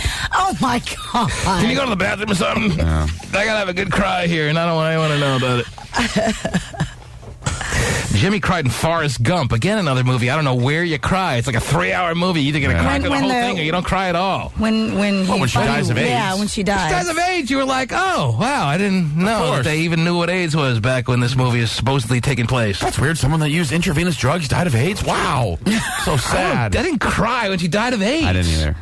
You saw it coming. She had a bad lifestyle. I cried when I found out I couldn't get my money back after sitting there for 3 hours. I couldn't get 3 hours of my life back. No, I liked the movie, too. I liked Forrest Gump. But, I mean, you don't cry in Forrest Gump. Jimmy? It was sad. Well, the fact that his mom died, that kind of touched me. Right. Well, that's what I'm saying. Either there are a million places to cry in Forrest Gump, or you just don't cry. But again, but I mean, it watered up my eyes. I didn't actually sob. I want to say the same. Hey, no tear did roll down the cheek, man. Right, so I had control over the water. Matt cried in Armageddon. What? Are you serious? That Ben Affleck, he really gives a hell of a performance. Matt, are you there? I am. You cried in Armageddon? I did. Uh-huh. Yeah, this isn't going well as far as our male listeners. No, it's not. So, actually, it's something about Steven Tyler's voice, T-Man. It's actually really nice to hear that. It's not nice to hear. I mean, that they're okay with it. Now I'm believing there are dudes crying in Juno. God, yes. Season I thought. Not in Juno, though. What's that, Matt? I said Bruce Willis. He's a man's man, and if he starts crying, everybody else should be allowed to. Right. All right. Thanks for the call. Armageddon. What about like The Pursuit of Happiness or something? Or Will Smith? I just saw that like a month or so ago. And there's moments where you could probably well up, and that one was a little. I think of the last movie I cried in, because I know there's probably something since Rudy that I cried in. We Are Marshall. I know which one. Oh, Two Brothers. Oh, that's right. Oh, my God. Oh, you're giving this guy a hard time. And That hit me in a special place. But again, because it was something personal, right? That's right. I have a brother that I never really knew. Right. Well, but the thing is that, so maybe something happened at that point that this guy, for whatever reason, something personal, he could relate to. He knocked up a 16-year-old or something. Who knows? But who knows? Very it's emotional. a personal thing. Brian in Pittsburgh cried during Lion King. Oh, really? Okay. When his dad keep these to died? yourself, guys. Yeah, the fact that these guys are so ready. It's a cartoon. Oh, let me get to the phone quick. I got to tell T-Man about this. It's not a real lion. It's a cartoon, you jackass. Brian? Oh, my God. You cried in Lion King? Yes. Oh, sad. What did he When say? Simba died? No, when Mufasa. Oh, Mufasa. Hey, Kuna His Matata, man. dad. Yeah, whatever. It's our problem free. All right, thanks for sharing. Yeah. No problem. Gary in San Francisco cried during Lucas, one of my, I wouldn't say one of my all-time favorite movies by any means, but definitely a very good movie that I remember from the day, Terry. Uh-huh. The Last American Because I Virgin. was a Lucas-y type in high school. All right? You were Luca Plakia? I had a little Luca Plakia in me in high school, no doubt about it. So if I wasn't crying during that movie, I don't think anyone should. You But when they're all, you know what? Now that I'm thinking, when they're all cheering for him at the very last scene, can't help but be overwhelmed by emotion and be. I can see a little crying there, Right. maybe a little maybe not a tear down the eye. Well, but you're overwhelmed with the, Gary, you cried at the end. Are you talking about the last scene? Oh, yeah. Mm-hmm. Where they're all the big football players all of a sudden now are clapping for him. Oh, nothing like the acceptance of big jocks to make you feel so good. I felt bad for the guy when he got his glasses crushed, too. Yeah. With his glasses. Where's he going to get another pair of those? Right. Those are He'll actually have to go out and get stylish ones now. Okay. Gary, thanks for sharing that one with us. Yes. Right on, T-Man. Thank you so much, sir. So you won't give me credit for Brian's song either. You asked for about a sports movie. That. It's like Brian's song is like cheesy Billy D. Williams, and I don't think it's even the 80s. I think it's the 70s. 71. Holy. But they play it on TV all the time. But they also did a remake in 2001 with Mekhi Phifer and. If you have daddy issues, Big Fish might make you cry. Big Fish is great. That one. You can't tell me that didn't touch you. Daddy Obviously, he's bringing it up because we have a movie now that Hot Shot Cries. I definitely welled up in that Yes. one. It was. Titanic, anybody? Oh, yeah, Titanic, too. That's a good one. No, it's not. You don't cry at Titanic. Quite. I didn't. Did you well up in Titanic? Because she wouldn't get her fat ass off the floating bedpost that he couldn't get on, so he froze to death in the water. See, I'm sinking, I'll never let go, Jack. Come on. Maybe you should let go a half hour ago when I could actually lived. You're telling me there wasn't room for both of them on that bed headboard that she was laying on? Apparently not. Nope. She was. I love you, but I hope you don't drown. Mm-hmm. She didn't tie the corset tight enough to move it over. You're laughing so much, I can't. That's what you say. That's right. Kind of like it that way. my wife lost control in The Notebook. That might be the saddest movie. Oh, there you go. I got every movie in the world up there. I got Ghost. I got Death Sentence. I got Remember the Titans? Oh, yeah. It's a great movie. Yeah. I loved it, Tay. But where do you cry and Remember the Titans? When Duke gets paralyzed at the end? When you realize you paid $9.50? That's what I'm thinking. Yeah. A lot of these movies you cry when you realize you can't get 2 hours of your life back. Awful. Jeez. Now, Remember the Titans is not one of those movies. No, it was very good. I've seen that over and over again. Strong side! Weak side, or something like that. Anyway, yeah, we really didn't answer this letter writer's question, but I got to take a break, and I guess we'll get back to it when we. Well, I think we did return. answer the question. She shouldn't break up with him, No, I guess, but. And I think that with all the male callers calling in claiming that they've welled up or I really didn't cry because not a tear escaped. Yeah, because if you answers the question, then it's okay. If you throw him back to the scrap heap, then before you know it, you're dating the guy who cried in Lion King. Right. Oh, jeez. Where are you at? The T-Man Show. What do? You a student? Yes, I'm a full-time college student. I'm studying with eventual plans to become a veterinarian. Oh, that's nice. But, of course, I have hopes and dreams of becoming a musician. So who have you been compared to vocally? Anybody? Janis Joplin. Wow. Oh, yeah, people get compared to her all the time, Terry. Yeah. Grace Slick. Grace. And also Pat Benatar. Wow. All three strong vocalists. 3 strong ones. So what are you going to sing today to prove that you are the next American Idol? Grace Slick, somebody to love. Okay.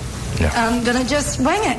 Go for it. That's pretty much the concept of the show. When the truth is... Are you not going to bring in a background ensemble? Apparently. Okay. When the truth is found to be lies. So this is the one that stood out that everyone's talking about this morning, Terry, that had the meltdown after she was told that she's...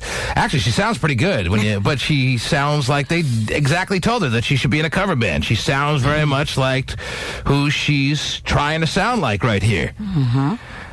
But for her to have the meltdown almost seemed like it was part of her plan, and her plan was executed to perfection, so now she's the talk of the morning at the water coolers of America. That's really what she wanted, probably more than her really feeling that she was the next American Idol. And that's why the show has kind of become a big caricature of itself. Mm-hmm, I agree. But when it comes down to it, she can actually sing. To be louder! And know the joy within you dies. Don't you want somebody to love? Don't you need somebody to love? Wouldn't you love somebody to love? Again, wrong. You better find somebody to love. When the curtains fall. Oh, jeez. Thank you. That's enough. Okay. Simon, what do you think of Alexis, man, from Allentown, PA? It was all a bit possessed for me, you know. Like she's channeling. He actually does find the right words to capture what just transpired in front of him. Possessed is probably as good a word as you could possibly use there. Mm-hmm. She did look a little possessed, which was her goal, in my opinion, Terry. Correct. Manipulated the situation to perfection for me, you know. Like she's channeling the voices. Channeling the 70s, 60s, I don't 70s. think this is the route for you, sweetheart. I think you'll either end up as a country vet and be quite normal, or you might end up in a band. But this competition, I don't think is right for you. What a shocker, yes. Really? I'll see her as the next pop star that the world's going to embrace. What a shocker. A 60s or 70s cover band like that. And who gets all the gigs at clubs these days? 80s cover bands. Right. Who gets all the notoriety on the flyers that you see passed around everywhere? 80s cover bands. Mm-hmm. She'd probably do better as a regular lead singer of an 80s cover band than she will try to be like one of the... the realistic hope is that you're one of the runners-up of American Idol. Right. Even if you're the winner, it doesn't guarantee anything. Ask Taylor Hick about that. Yeah, or even Jordan Sparks. She's not doing super. 80s cover bands are getting paid. I don't know what to say. I would love to be able to sing for a band and try. It's an honor to be able to get in front of you guys. I've never really been able to work with professional people. I was a bit scared. Ready, yes or no? No, not good enough for the show, but I like the kind of 60s cover band. The Jefferson Airplane cover band. Pull up. I'm going to have to pass. Sorry, sweetheart. Thank you very much. Thank you. Thank you for your I'm talent. sorry I couldn't do it. But you're talented. You're very talented. Peace, love, and chicken grease, man. He's getting more annoying by the day, Terry. I think it's actually love, peace, and chicken grease. If he really was going to put them in the order that he has strong feelings for, chicken grease would come first, Terry, I'm sure. Doesn't really rhyme then the a way little he said peace, and then a little love. But the same would apply for all of us. Thank you. God bless you. Okay, here's where she has her preconceived meltdown, Terry. Yeah. I'm sure she only rehearsed this a couple of hundred times in front of a full-length mirror. Simon didn't like me, but he's a big, fat, bad word. Very, very bad words. God, what an egotistical... You know what? I'm on camera. He's a... Who played the baddie in Spider-Man 1, the Green Goblin? The Green Goblin. Willem Dafoe. Yes. Yes. William that's him. Dafoe. How dare he? How dare a person mock someone like that? How dare he look at me so snug like, yeah, I'm hot. Excuse me, you, sir, suck. Sorry. I thank you. I will leave with my dignity. Why do I feel like giving the camera the finger? Why do I feel like giving the camera the finger? Oh, geez, he gave the camera the finger, Terry. Yeah, that feeling just overwhelmed me. A little too pro wrestling-ish for me last night. Seemed a little forced. Yeah, exactly. Just a tad. But they turn out by the millions. I know. Shocking. Jerome cried during Boys in the Hood, Terry. Oh, that is pretty sad at the end. I'm trying to figure out where you cry in these movies. I've seen Boys in the Hood only about 150 times. Yeah, Ricky gets shot. Sad every time. I don't cry when Ricky gets shot. I want who was Ice Cube play? What was his character's part again? I want Doughboy to get even, just like he did. When they're in the car looking for those dudes, I'm like, quick, find them already, come on! Sitting there at the Burgermaster, wherever they are. Ricky was going to be a big star at SC. Yeah, he was. He was going to be a big star. I saw his demo tape. Oh, yeah, we all saw it. He looked amazing. Yes. That's where you're crying when they put him on the plastic part of the couch there?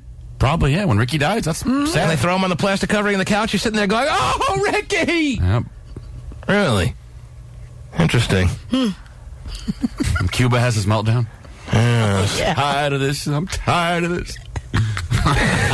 And Dad's sitting there twirling the silver balls. Yeah, that's right. Furious. Furious. What a great name. Furious Style. Wow, you think that's only the kind of name you'd find in movies? Right. Furious Styles, yeah, sitting there twirling the silver balls, wondering where his son is, if he's up to no good, if all the efforts he put into raising him have all been wasted. Right. But, as Mr. Miyagi said, he had good root, Terry. And when it came down to making... That was Karate Kid 3. You probably didn't see it. I cried all the way through. Karate Kid 3? That's right. Wow. I cried at how bad an actor Ralph Macchio had become. Oh, yeah. After with every Karate Kid that happened, he became a worse actor all the way through. What was part 3 about? Nice. That's where John Kreese, sensei of Cobra Kai Dojo, I'm familiar with him, yes. Gets his revenge. Oh, wow. That's not in Okinawa, is it? No, that's 2. Number 2 was, that's what I thought were they. That's where Peter Cetera is your... Oh, he is the man. Theme song singer. We'll fight for my honor. That's what happened to my emails? I got my first case of Asianitis in that movie, I think. You liked her, huh? Yeah, she was cute. She was serious Asian. Serious Asian. I mean, there's Asian. I like the Asians that aren't serious. Serious Asian. Do not be serious. I mean, there's half Asian. There's Filipino, like a falsified Asian, like Terry Free is. Wow. And then there's serious Asian. She was hardcore serious Asian. That was your first Asian. Yep. I like to cut my teeth on authenticity. Okay. When I go hard. You go hard. That's right. That's for your first true crush on an Asian woman. That's serious Asian. She would have loved me in my Jetson shorts and Gotcha t-shirt. Well, sitting there in the theater alone. Got to compete against me with my jams and my Ray-Bans. I'm good to go. The T-Man Show. Here's the surprise of the morning, Terrence. Not this is going to blow you away or anything, but you know how yesterday you were telling us that everyone in the media has been saying that American Idol's ratings will be huge because of the writer's strike and people don't have other things to watch, blah, blah, blah. It is more popular than ever. And I've been telling you, well, I think kind of people are getting worn out on this show. It's only a matter of time before the ratings start slipping. Well, that's exactly what it did, according to the study, this story that just came out in the past 15 minutes. American Idol ratings were not nearly as high as they anticipated, and not even as high as last year's initial 2-hour episode that began it all for season number 6. It was down 2 shares from last season. And people don't even have anything else to watch. It was up against One Tree Hill last night. Oh my gosh. They added a new tree. So that was big last night. Well, I think that caught everyone off guard because everyone went to watch the new tree on One Tree Hill. They should have plugged it a little more. And that got a 2 share. High school problems are really important.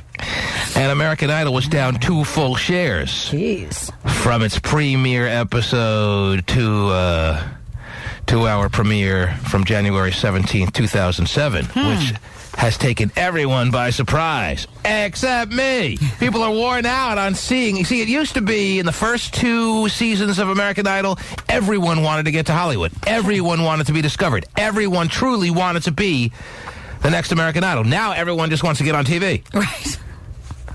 And it's become a show that is now a caricature of its own damn self. Yeah. And plus, didn't it kind of get a bad rap for being really mean to people last year? So maybe they're trying to... maybe people are saying, I don't want to watch all the meanness. But I don't think... No, I think people like the meanness. I don't think that's That was a little overboard last year, I thought. I think people aren't just buying into the whole thing anymore. They know people are just trying hard to have their moment, and that's not what if you're really into the first episode, you're into the people that really think that they're good, and then told that they're not. Right. We love that as Americans. Right. That's telling someone they suck is different than calling someone a bush baby. Simon actually had a moment that's pretty cruel. Last night where he said, you know what I find about Americans? They genuinely root for each other. And he's wrong. They don't. We just fake it. Yeah. That's not true. If he really felt that, he's off. No one wants anyone to do better than they're doing their own damn self. It's general human nature, whether you're British or American or wherever the hell you are. But the ratings were down, and Are we secretly applauding that? I'm kind of feeling like it's overdue. Yeah. People are finally coming around to the fact that, all right, enough's enough already. I've seen it a million times. Mm-hmm. Give me something new. Yep. Or I'm going to boysfood.com. You're doing that anyway. Yeah, even if it was the greatest thing in the world, I'm going to Boys Food, too. I know. And for those who think I plug Boys Food a lot, I have no affiliation with the website whatsoever. I just am a very big fan. That's it. All right? We understand. Yes. That's all it stems from. Right.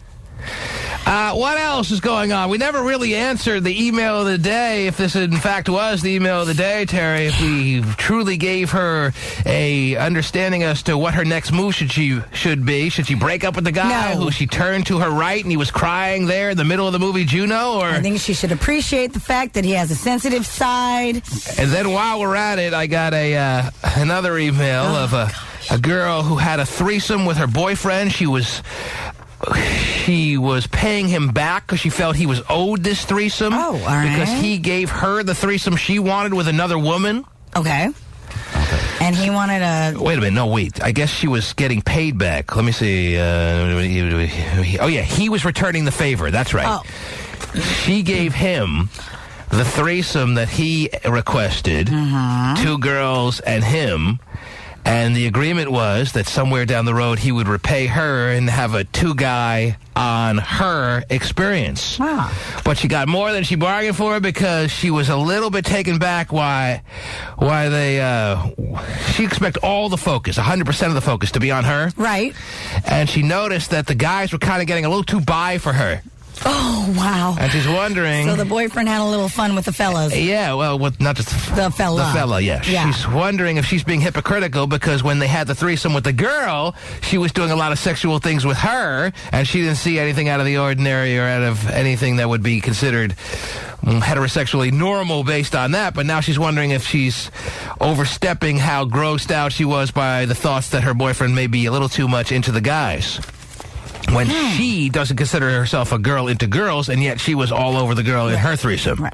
But it's not the same. I'm sorry. Well. In a threesome, 2 girls on a guy, if the girls go at it, that's perfectly understandable. But isn't that because it's more socially acceptable as opposed to... Whatever it is. 2 guys going at it is just simply a guy that must have some serious homosexual tendencies. And if that's what he's into, wonderful. But he better tell her where he's at and where she's at.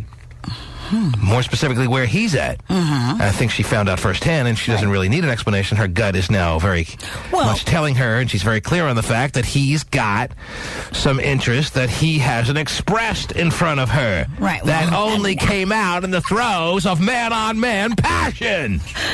Well, at least now she knows where he stands and can make a decision as to whether or not she wants to stay. Imagine how she must have been feeling. She's having the threesome that she has been owed for a number of months, and all of a sudden she's like, hello, boys, I'm over here. Can you leave us alone for a little bit? Oh, you're so hot. Wow. I wonder if he was, pretty shocked himself as the guy. Maybe he was like, whoa, what? I didn't know it could feel this good on my prostate. Right. Jeez. Who knows what the hell went on there? Seriously. He's probably thinking he's just going to put all the focus on her, and then all of a sudden... Let me read a little bit of her letter verbatim here. He verbated him. Yeah. I feel really weird that my boyfriend has a strong bisexual side, or more plainly said, he may secretly be gay, but am I being hypocritical because I did things with the girl in our first threesome? What is your take on this? T-Man.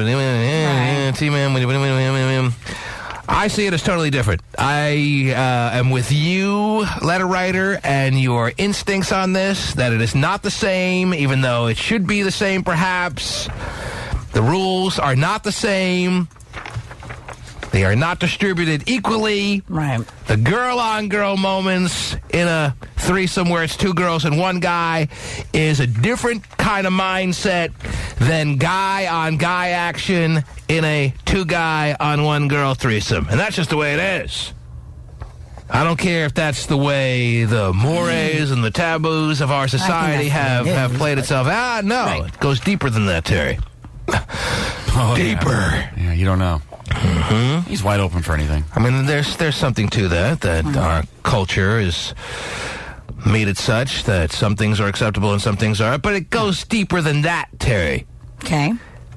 She has to understand that her boyfriend, when two girls go at it, it can just be a social, little experimental kind of thing.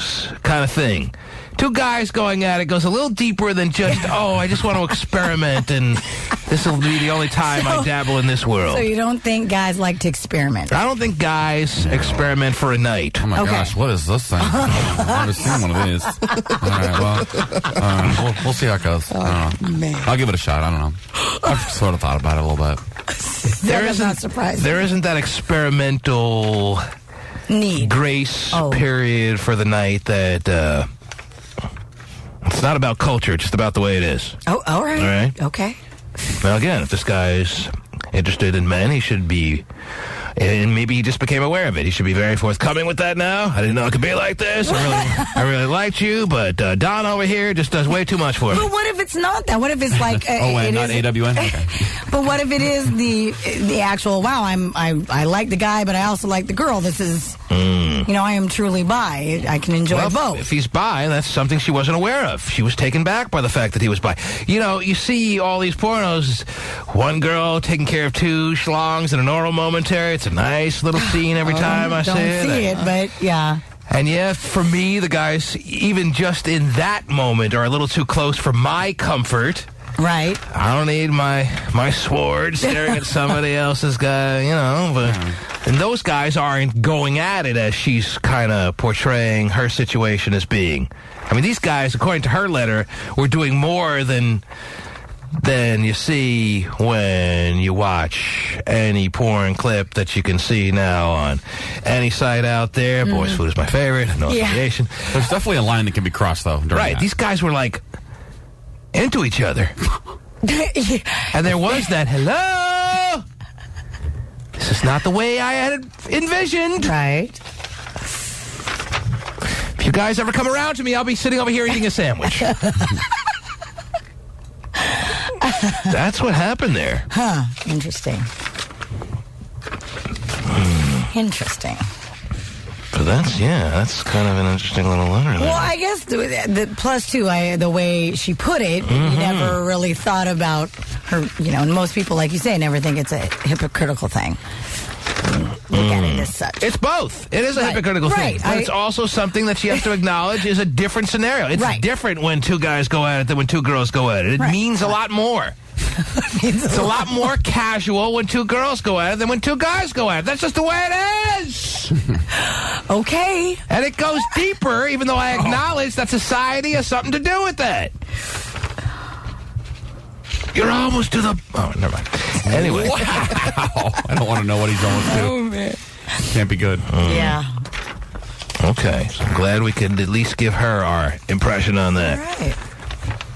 And our impression, or at least mine, is exactly what her gut was telling her. That it was too big for these guys to even be into her. No, that's not what her gut was telling her. Her gut was telling her that there's something her boyfriend has going on that he has not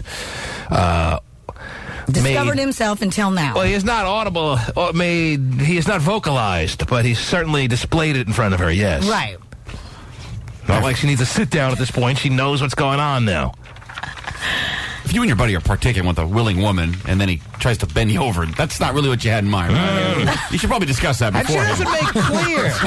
By the way, while I'm doing her, don't bend me over. She doesn't make clear that the one guy bent over the other guy. Right. Well, whatever. She doesn't say. She just said they were doing things to each other, and they were not concentrating on her the way she expected it to go. Okay. They were doing stuff to each other, she writes. My boyfriend was doing stuff with the other guy. She doesn't describe what stuff is. Well, it should have been discussed nonetheless. All right, dude. So I wonder. I mean, there's only so many things that stuff can be. If two guys are not really acknowledging her and they're doing stuff to each other, stuff is stuff. Right, exactly. It doesn't matter what it is. I mean, whether you're having a sword fight or you're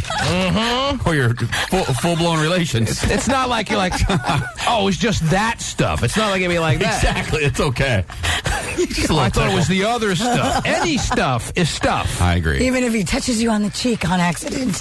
Wow. He's brushing his hair back. Oh, I like the way your forehead reflects in the moonlight. No. Perfect pics.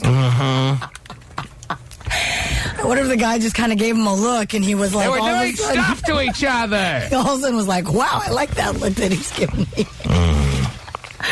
Michael has some thoughts on this in Oregon. Yes, Michael.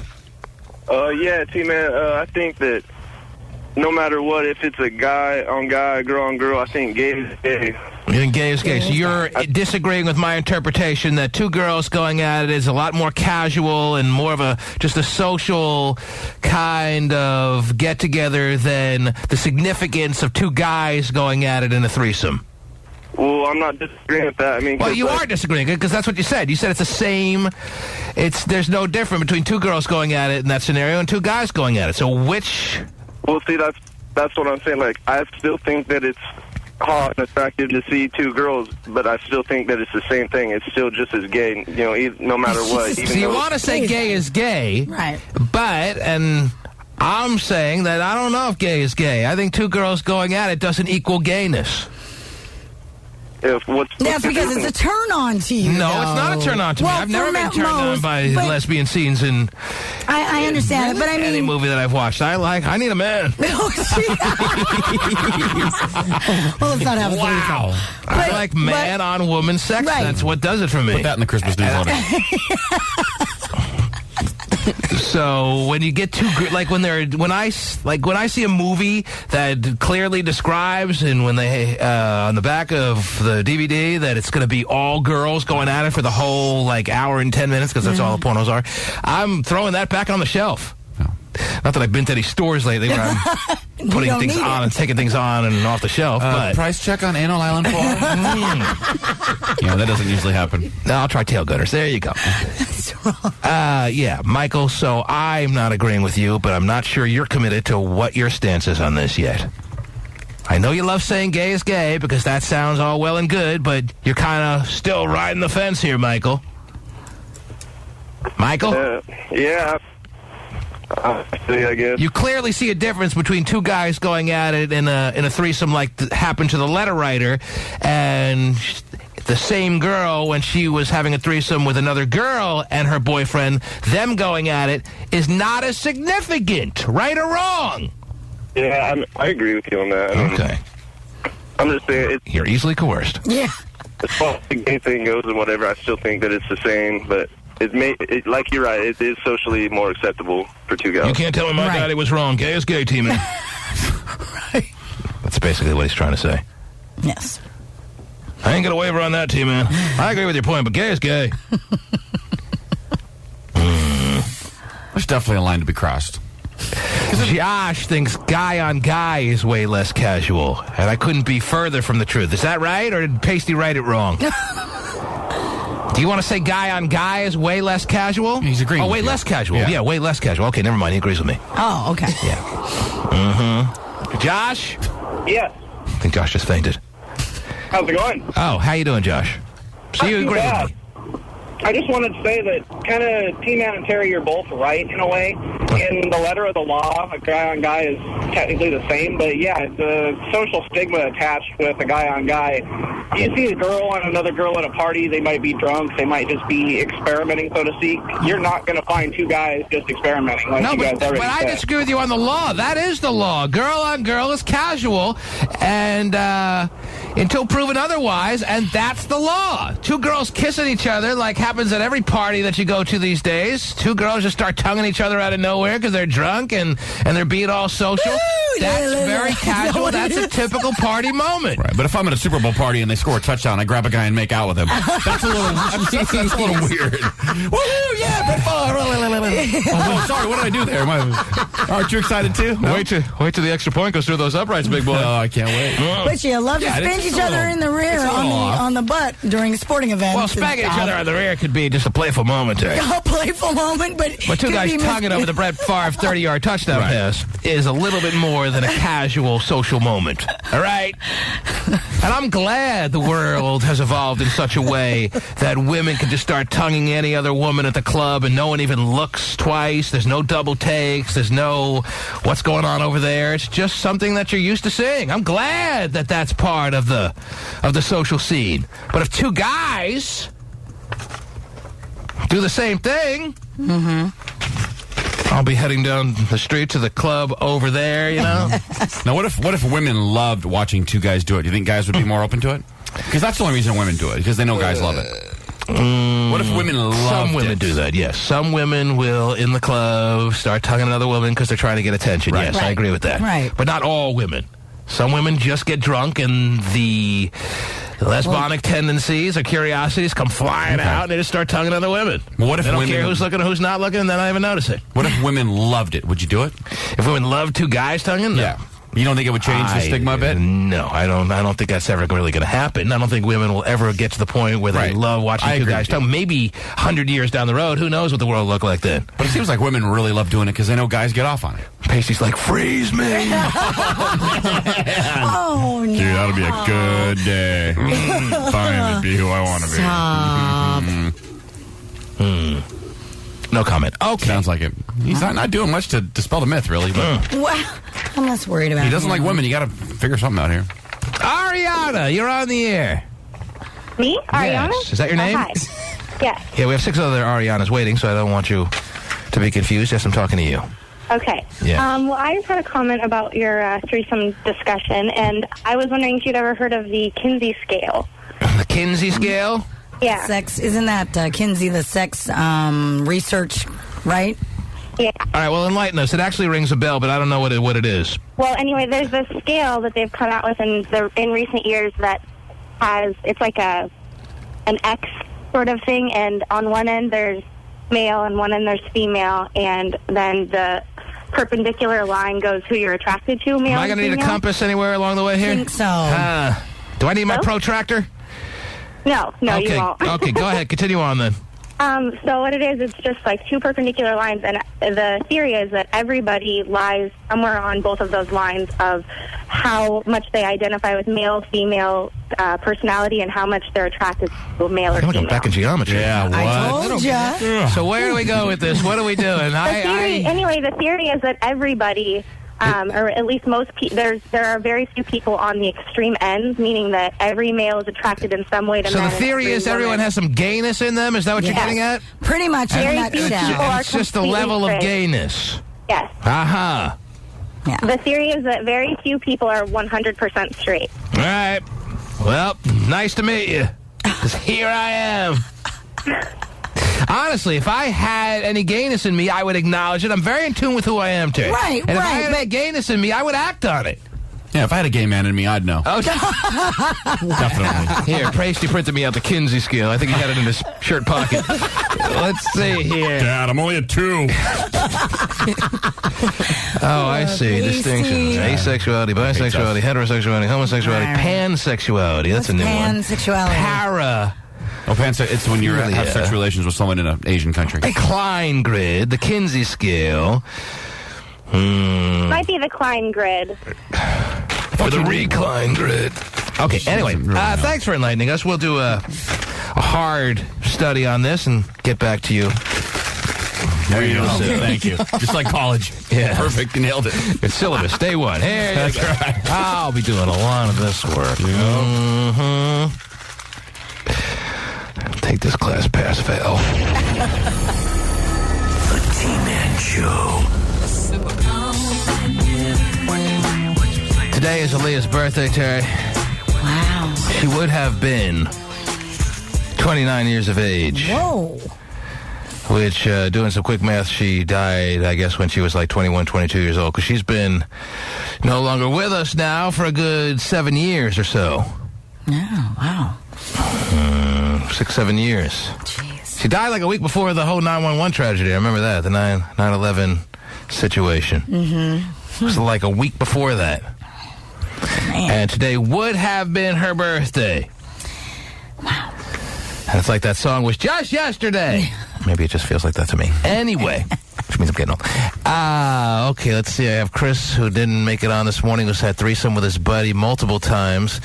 Yeah, if you have one friend that you keep having threesomes with, that's a little cozy now. And well, is he comfortable with it, or? Well, I guess we'll never know, Terry, because I have a feeling he ain't calling back tomorrow. You want me to find out real quick? Yeah, Chris, Terry wants to know how comfortable you and this good friend are. Oh, hey, T. How are you, sir? Hello? You're on the air.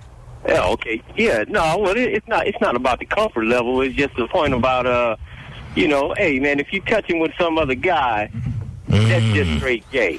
Okay? I mean, so he knows just where I like to be patted.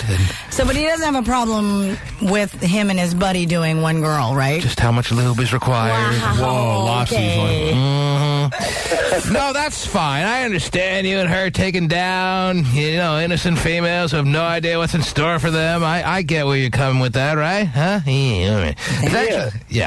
It's crazy, man. There's no reason why two men should be touching each other when they taking down a chick.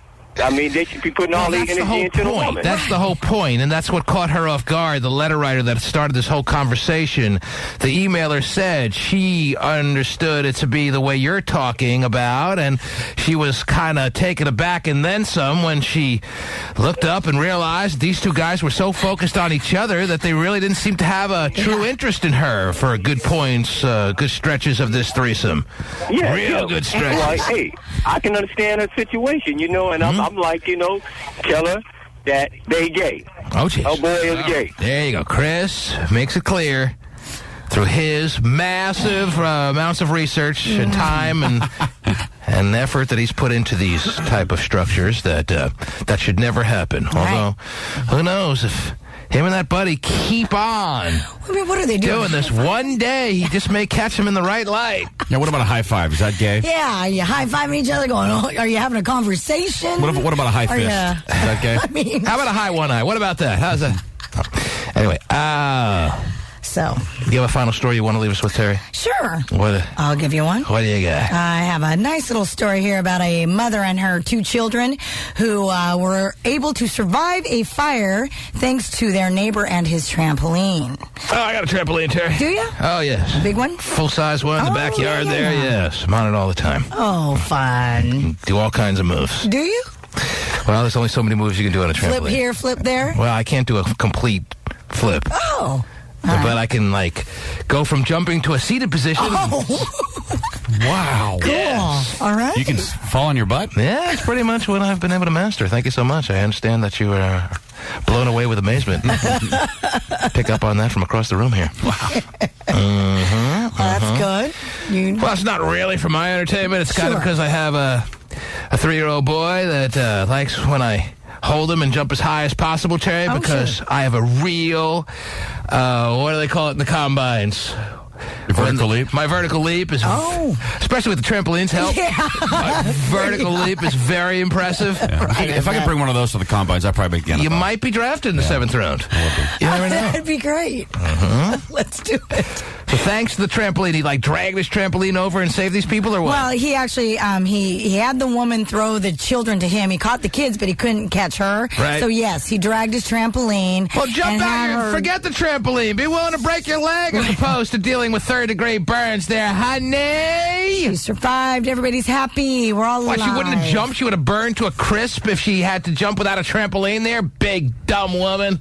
Yeah, if your skin's on fire, you might want to forget the whole afraid of heights thing.